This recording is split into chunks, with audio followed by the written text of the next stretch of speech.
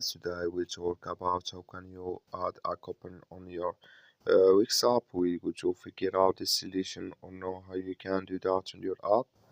So you just follow these ways, then it's going to work with you. All you have to do in verse, you just go down, click your own manage down here, just click on it. When you just click on it, it's going to take you to your profile. It's going to show for you like this here. Then all you have to do next, you just go down here, you keep going down, you will find here you will find here marketing, just click on it. It's going to take you to this list. It's going to show for you like this here. So then you go down, just click here all coupons here, just click on it. So when you click here on coupons here, it's going to take you to this list. Click here on add a coupon here.